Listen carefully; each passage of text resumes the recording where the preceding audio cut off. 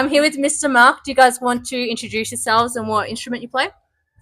Hello, I'm Joe. I am the lead singer. I'm Jake. I am the, I guess, lead guitarist because now we have Lachlan doing some rhythm. Oh, cool.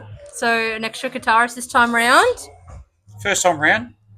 Oh, that's exciting. Yeah. So how long have you guys been Mr Muk? Tell us a little bit about your story. How you became, what happened. So, our Mr. Muk was born in the cyber world pretty much. Jake and I met each other online in an advertisement on a music forum. You were looking for the Joey put on what Melbourne we call it, musicians? Yes, I think Yes. we call it band Tinder. Band Tinder, yes.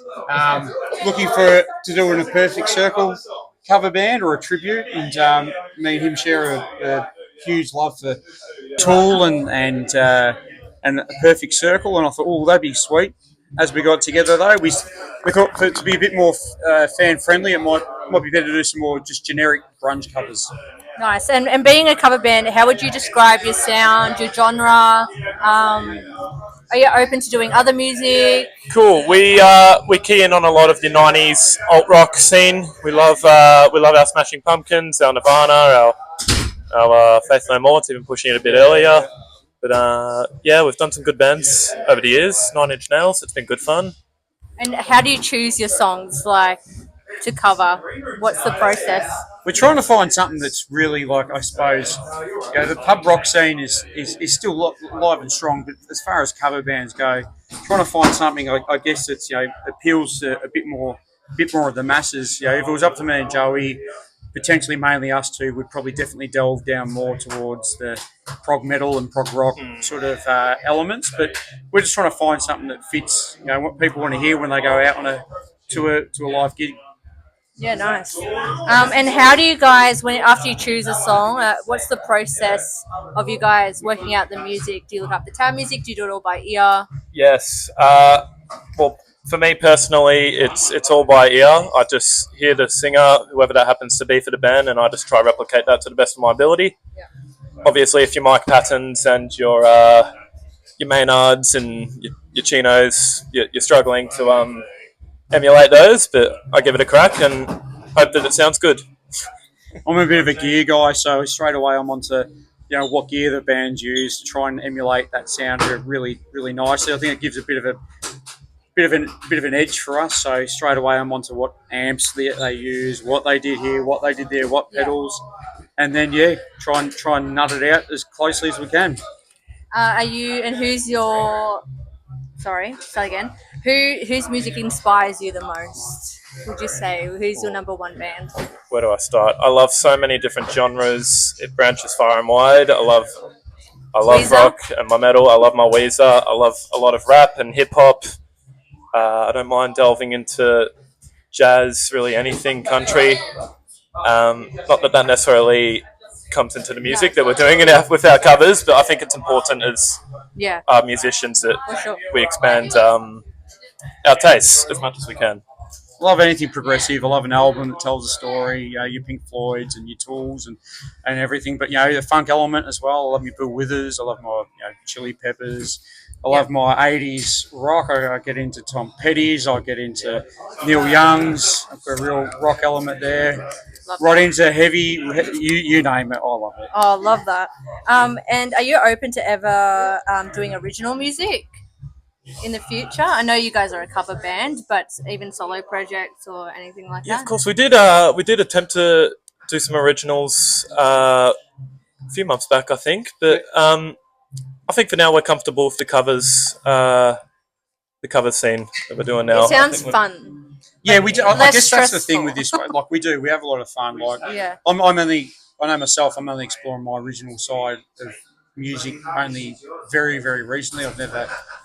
I'm finding confidence in it progressively, but we have a lot of fun doing this, and that's the main thing, isn't absolutely. Yeah, I think it's great to see when you're looking into the crowd, especially, and you're seeing people singing along. I'm not sure if that necessarily happens so much with writing originals in the underground, the underground Melbourne scene. I don't know how many people be singing along to your 50-month average Spotify listeners, and And Yeah. would you release an official cover? Do you think? Like, would you? Is there ever a song you go, "Wow, we sounded amazing.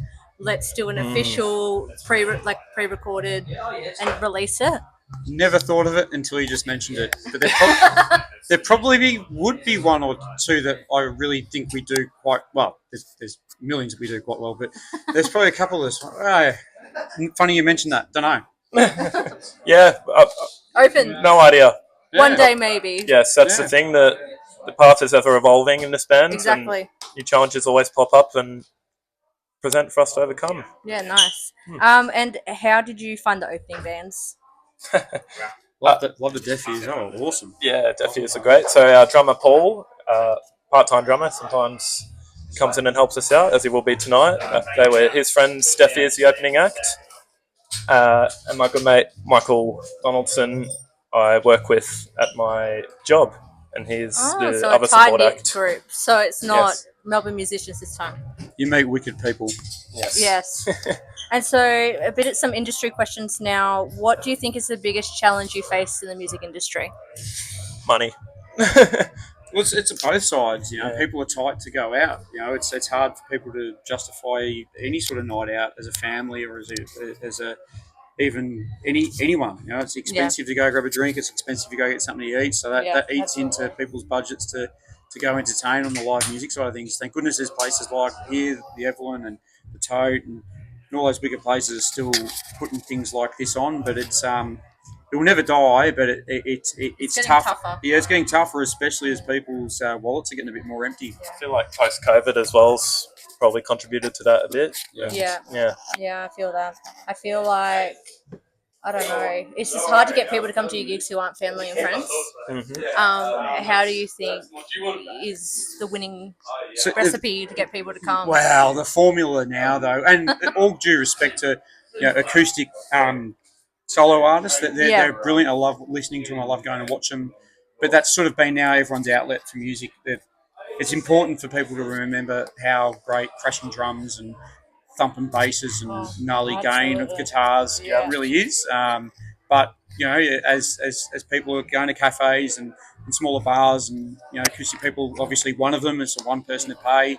It's a challenge, but just got to keep on making noise. It's definitely a mix of both your online and your physical presence. Absolutely. You need to make sure you're posting often on your Instagrams and your Facebooks, and when you're going to gigs and you're supporting other bands and whatever you need to do, you're meeting people, you're chatting to them, you make connections in the and that's industry. like my other question is, if you had any advice for upcoming artists. I guess that's kind of like, you kind of just answered that, right? Build your networks. Build the networks. Build your networks. Figure out your goals, whatever it is you want to get out of the music industry.